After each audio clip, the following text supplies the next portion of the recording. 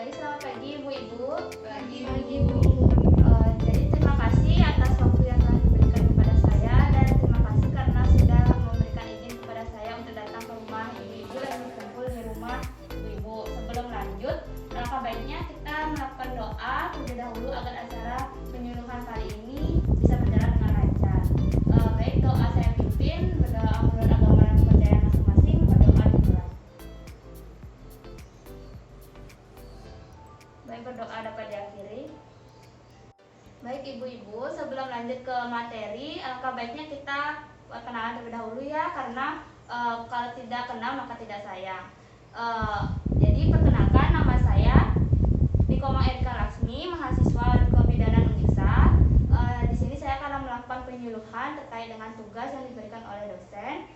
Selanjutnya saya ingin lebih dekat lagi kepada Ibu-Ibu. Nama Ibu siapa ya? Dimulai dari Ibu. Ani, Bu. Ibu Elsa, Bu. dan Ibu. Ibu Andin. Nah, selanjutnya saya akan membagikan brosur kepada Ibu-Ibu agar Ibu bisa memahami lebih dalam lagi materi yang akan saya sampaikan.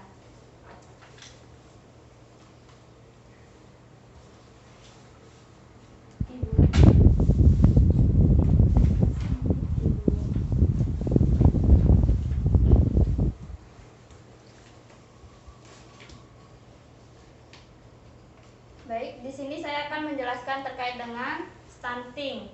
Nah, di mana topik yang akan saya bahas ada pengertian, faktor penyebab, pencegahan, ada dampak, kebutuhan gizi anak 1-2 tahun, lalu penata laksanaan dari stunting.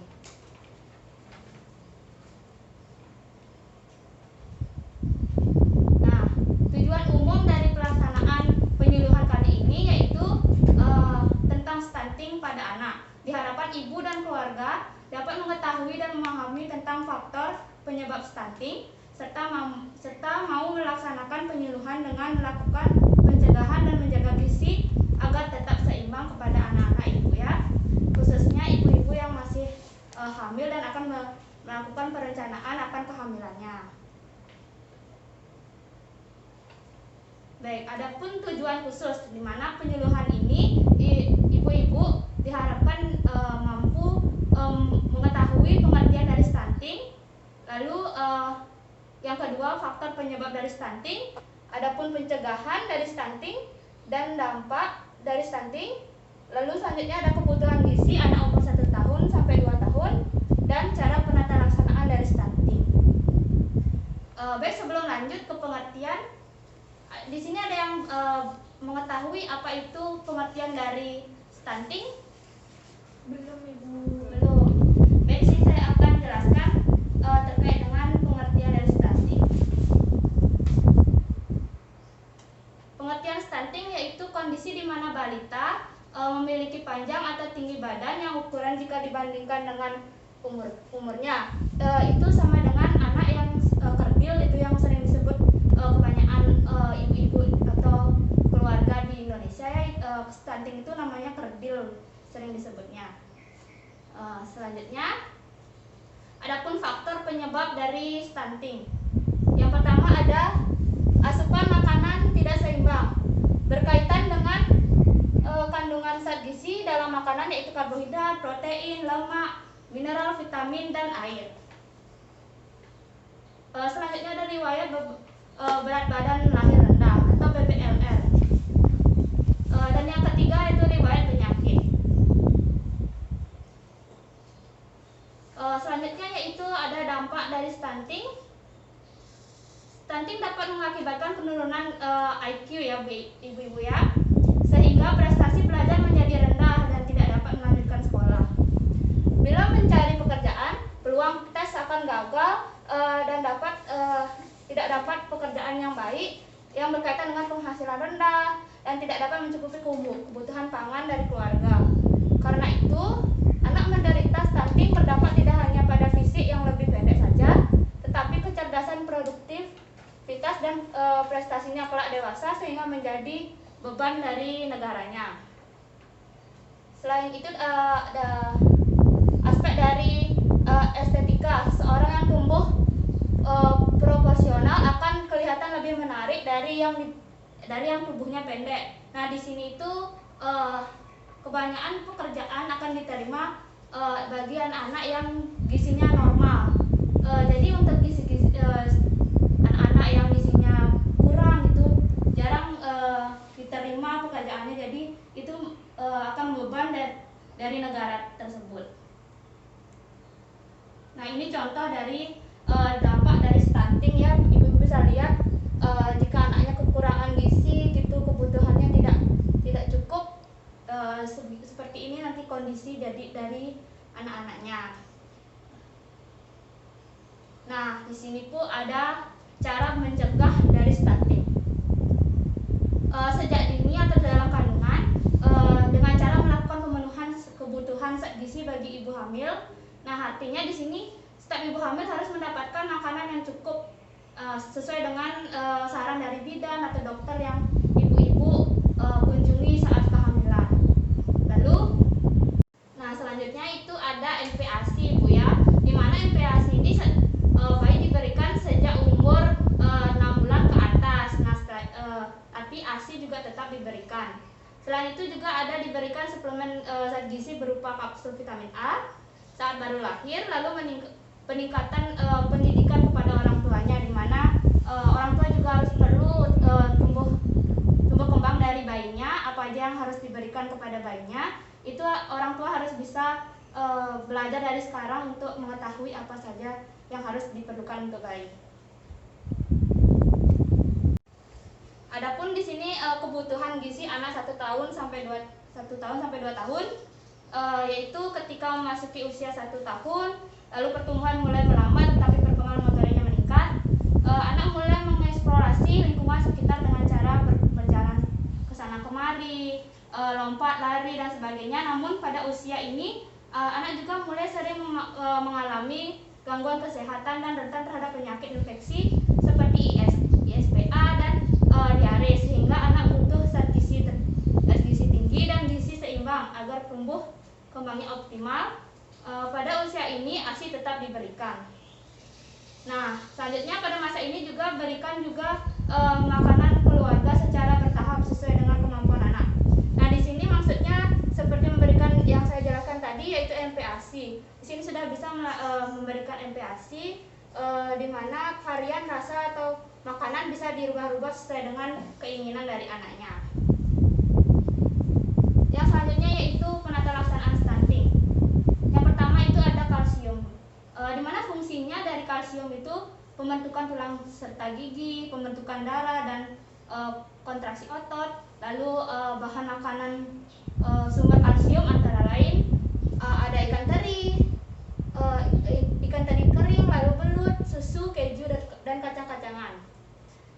Selanjutnya itu ada yodium, di mana sangat berguna bagi hormon tiroid, di mana hormon tiroid mengatur metabolisme, pertumbuhan dan perkembangan tubuh dari anaknya. Yodium juga penting untuk mencegah gondok dan kekerdilan. Nah, di sini juga bagus ya Bu untuk mencegah terjadinya stunting. Bahan makanan bersumber dari yodium ini ada ikan laut, udang dan kerang. Nah, selanjutnya itu ada zinc, berfungsi dalam metabolisme tulang, penyembuhan luka, fungsi kekebalan dan perkembangan fungsi reproduksi laki-laki. Bahan makanan sumber zinc, hati, kerang, telur dan kacang-kacangan. Lalu yang keempat ada zat besi, berfungsi dalam sistem kekebalan tubuh, pertumbuhan otak dan metabolisme energi. Sumber zat besi antara lain ada hati, telur, ikan, kacang-kacangan, sayur-sayuran dan buah-buahan. Yang kelima ada asam folat, terutama berfungsi pada periode pembelahan dan pertumbuhan sel, di mana memproduksi sel darah merah dan mencegah anemia. Sumber asam folat antara lain ada bayam, lobak, kacang-kacangan, sereal dan sayur-sayuran. Baik, sekian yang mungkin saya paparkan. Nah, di sini ada ibu-ibu ada yang ingin ditanyakan, ya? Tidak. Mungkin sampai saat ini belum ada ya. Nah, untuk mengukur kemampuan yang sudah ibu ketahui dari penjelasan saya tadi, nah di sini saya akan mengevaluasi lagi apakah ibu-ibu sudah sudah mengetahui materi tersebut. Nah, saya ingin bertanya, apa pengertian stunting dan apa faktor penyebab dari stunting? Mungkin dari ibu-ibu bisa ada yang bisa menjawab gitu, bisa diajukan tangannya. Saya tunjuk ya, Ibu Ani. Baik Bu, pengertian stunting itu merupakan kondisi di mana balita mengalami panjang atau tinggi badan yang tidak sesuai dengan umurnya atau kerdil. Lalu untuk faktor penyebab stunting, asupan makanan atau gizi yang kurang yang berkaitan dengan karbohidrat, vitamin, mineral, lemak, dan air, riwayat bayi baru lahir rendah, dan riwayat penyakit. Benar sekali Bu ya, jadi Ibu sudah sangat memahami apa yang sudah saya jelaskan. Selanjutnya saya ingin bertanya, bagaimana dampak dari stunting? Mungkin dari ibu-ibu bisa ada yang ingin menjawab, silakan Ibu. Ya silakan Ibu yang di tengah, Bu Elsa ya. Ya, terima kasih Ibu. Jadi di sini dampak dari stunting yang saya ketahui yaitu ada penurunan IQ seperti yang tadi Ibu katakan, itu karena anak menderita stunting berdampak tidak hanya pada fisik yang lebih pendek saja, tetapi juga pada kecerdasan, produktivitas, dan prestasinya kelak setelah dewasa. Kemudian sehingga akan menjadi beban negara. Selain itu, dari aspek estetika, seseorang yang tumbuh proporsional akan kelihatan lebih menarik dari yang tubuhnya pendek. Kemudian masalah stunting ini juga menunjukkan ketidakcukupan gizi dalam jangka waktu yang panjang, yaitu kurang energi, protein, juga beberapa zat mikro lainnya. Baik Ibu, itu yang bisa saya paparkan. Baik Bu, sangat bagus sekali jawaban dari Ibu dan sangat tepat sekali sesuai dengan penjelasan saya. Lanjut saya ingin bertanya lagi, yang ketiga, bagaimana penata laksanaan dari stunting? Yang bisa mungkin diajukan lagi tangannya. Baik, saya tunjuk yang Ibu Andin mungkin. Baik Ibu, di sini saya akan menjawab bagaimana penata laksanaan dari stunting itu dilakukan dengan cara pemberian kalsium yang terdiri dari ikan teri yang kering, belut, susu, keju atau kacang-kacangan. Lalu bisa diberikan iodium yang dari ikan laut, udang, dan serang. Lalu ada pemberian zinc dari hati, kerang, telur, dan kacang-kacangan. Ada juga pemberian zat besi dari hati, telur, ikan, kacang-kacangan, sayuran hijau, dan buah-buahan. Ada juga pemberian asam folatnya dari bayam, lobak, kacang-kacangan, serelia, dan sayur-sayuran. Baik Ibu, itu jawaban saya. Sangat bagus sekali ya Ibu Andin jawabannya sesuai dengan apa yang saya jelaskan. Nah, jadi dari ketiga ini pertanyaan ini, jadi ibu-ibu sudah sangat memahami. Nah, agar materi ini lebih masuk lagi ke dalam pemikiran ibu, dan ibu juga bisa menyampaikan kepada rekan-rekan ibu atau misalnya keluarga ibu. Nah, di sini saya akan menampilkan sebuah video yang bisa ibu tonton. Nah, ini sebuah video, silakan tonton ya Ibu.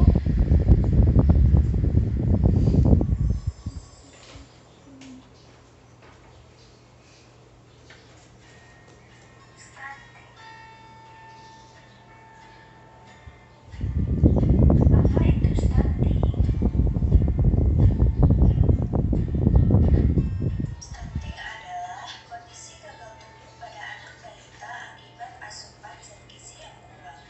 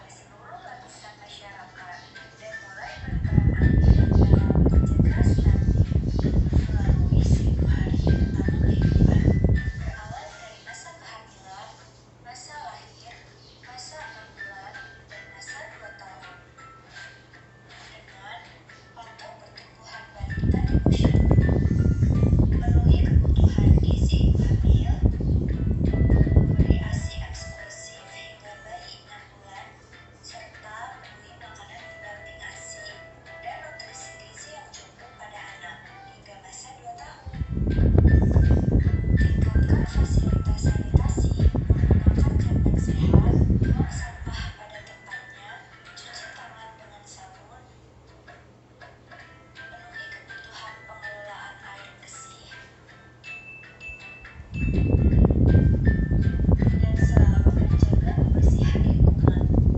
Mari bersama kita cegah stunting. Pastikan anak kita tumbuh tinggi dan berprestasi.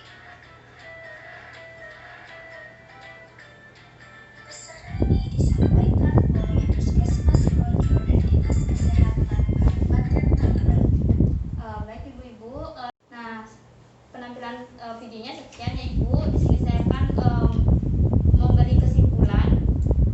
Jadi kesimpulan yang bisa saya berikan yaitu cegah stunting dari ibu akan berencana yang akan mempunyai anak, karena pengetahuan dan ilmu dari orang tua sangatlah penting untuk kelangsungan sang buah hati.